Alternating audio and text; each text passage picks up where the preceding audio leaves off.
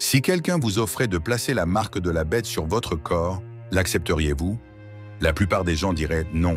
Cependant, le projet de la marque de la bête est déjà en train de se dérouler et beaucoup tombent dans ce piège sans même s'en rendre compte.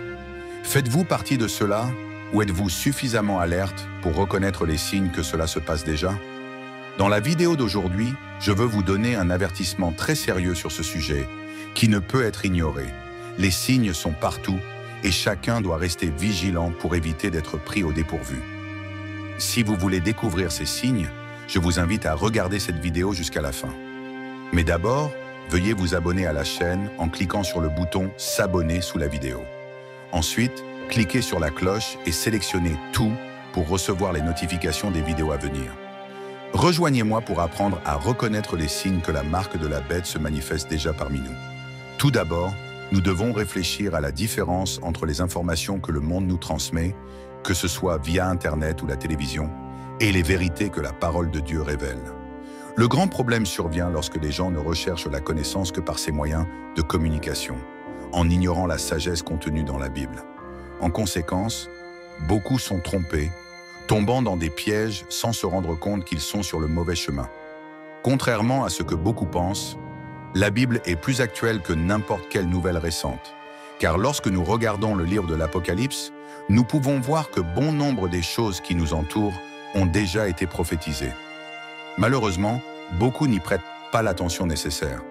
Dans l'Apocalypse chapitre 13, verset 14, la Bible nous avertit que les habitants de la terre seront trompés et amenés à accepter la marque de la bête. Et elle séduisait les habitants de la terre par les prodiges qu'il lui était donné de faire en présence de la bête, disant aux habitants de la terre de faire une image à la bête qui avait été blessée par l'épée et qui vivait. Faites attention, des signes seront accomplis au nom de la bête, et c'est par ces signes que l'humanité sera trompée. Pour mieux comprendre ces signes, nous devons analyser ce que le prophète Ésaïe nous dit au sujet de la chute de Lucifer. Il l'a décrit ainsi. « Comment es-tu tombé du ciel, étoile du matin, fils de l'aurore? Tu es abattu à terre, toi qui foulais les nations. Tu disais dans ton cœur, je monterai au ciel, j'élèverai mon trône au-dessus des étoiles de Dieu.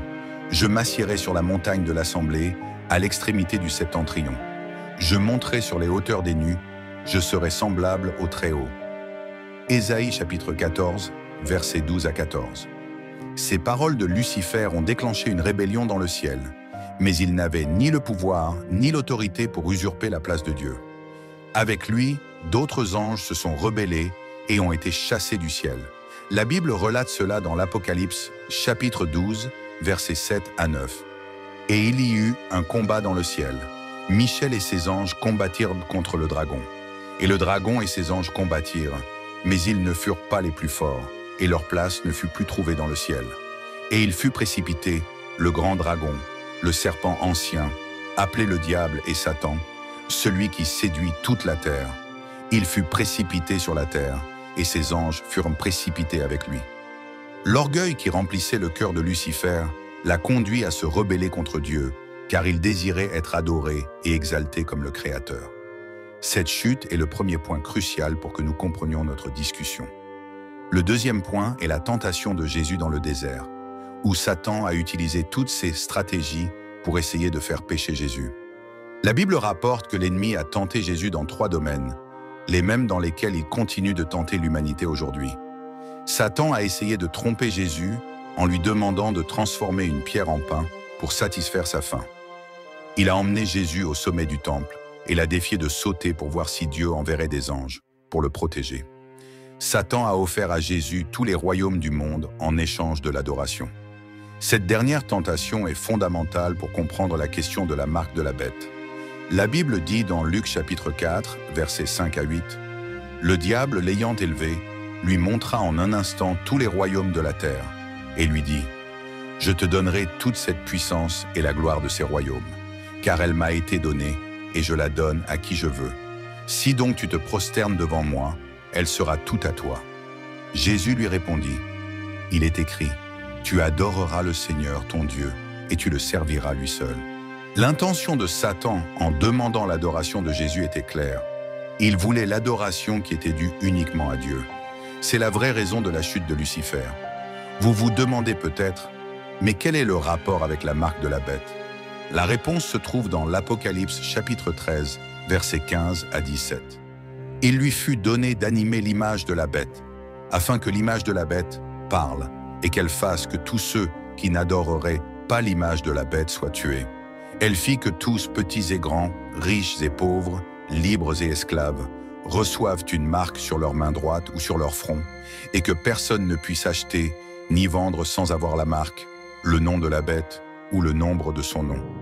Comme nous pouvons le voir, l'objectif ultime de Satan, en introduisant la marque de la bête à l'humanité, est d'assurer son adoration. Et cette manipulation a déjà commencé à se manifester dans notre monde. L'adoration est intrinsèque à la nature humaine, car nous avons été créés pour adorer et exalter le nom de Dieu. Lorsque nous donnons nos vies à Jésus, nous nous engageons à l'adorer lui seul. Cependant, si nous rompons cet engagement, notre adoration peut facilement être détournée vers d'autres choses. Dans le monde actuel, rempli d'avancées technologiques et de changements sociaux, beaucoup échangent l'adoration de Dieu contre des idolâtries terrestres sans se rendre compte du piège dans lequel ils tombent. Lorsque la marque de la bête sera imposée, beaucoup l'accepteront sans hésiter, car elle apportera des avantages et des commodités apparentes dans le monde moderne.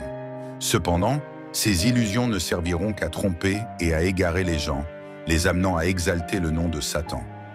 Nous devons donc être vigilants et prudents quant à ce que nous laissons entrer dans nos vies, que ce soit par la musique, les contenus en ligne, les vêtements, les tatouages ou même certains événements et spectacles. Un exemple tragique est le cas du chanteur américain Travis Scott, dont la tournée Astroworld a été le théâtre d'une tragédie aux connotations sataniques. La scène, ornée de symboles évoquant l'enfer, a conduit des milliers de jeunes dans un environnement spirituellement et émotionnellement dangereux. Même après des avertissements concernant la nature rituelle du spectacle, beaucoup de jeunes y ont assisté, et tragiquement, 10 vies ont été perdues. Cet événement sert d'avertissement quant aux dangers spirituels auxquels nous sommes confrontés aujourd'hui. Certaines personnes croient que ces incidents sont le résultat de pactes sataniques, où des âmes sont vendues en échange de la célébrité et du pouvoir. Quelle que soit la vérité derrière ces théories, le fait est que le diable mène effectivement une bataille pour l'adoration des âmes. Nous vivons à une époque où l'Apocalypse devient chaque jour plus pertinente, et nous sommes appelés à choisir adorer Dieu ou succomber aux tentations de l'ennemi. La Bible nous enseigne dans Jacques chapitre 3, versets 11 à 12, qu'il est impossible qu'une source produise à la fois de l'eau douce et de l'eau amère. Une source fait-elle jaillir par la même ouverture de l'eau douce et de l'eau amère? Un figuier, mes frères, peut-il produire des olives ou une vigne des figues? De même, aucune source ne peut produire de l'eau salée et de l'eau douce. Cela signifie que nous avons été créés pour adorer un seul Dieu et nous devons prendre une décision consciente sur qui sera la cible de notre adoration. Nous avons tous un désir inhérent d'adorer quelque chose ou quelqu'un, et souvent ce désir est dirigé vers des artistes, des équipes sportives ou même des politiciens. Il n'y a rien de mal à admirer quelqu'un ou à soutenir une équipe, mais ces intérêts ne doivent jamais remplacer Dieu. Si les personnes, le sport ou les idéologies guident nos décisions et nos choix, nous risquons de placer ces choses au-dessus de Dieu. Nous devons développer un discernement pour distinguer la véritable adoration de Dieu de la fausse adoration que le monde propose. Le but de cette vidéo est d'ouvrir vos yeux sur ceux qui méritent vraiment notre adoration. Ne laissez pas Satan vous tromper, vous ou votre famille. Exaltez uniquement le nom du Seigneur, car il est le seul digne de nos louanges. Pour conclure, je veux vous laisser avec les paroles puissantes de Philippiens chapitre 2, versets 9 à 11. C'est pourquoi aussi Dieu l'a souverainement élevé et lui a donné le nom qui est au-dessus de tout nom, afin qu'au nom de Jésus tout genou fléchisse, dans les cieux, sur la terre et sous la terre, et que toute langue confesse que Jésus-Christ est Seigneur, à la gloire de Dieu le Père. Amen. Nous sommes arrivés à la fin de notre vidéo et j'espère qu'elle vous a plu. Si vous cherchez de l'inspiration, du savoir et une connexion spirituelle, ne laissez pas passer cette occasion. Abonnez-vous, laissez votre like et commentez pour renforcer notre communauté. Continuez à regarder des vidéos sur l'histoire de la Bible. Que Dieu vous bénisse.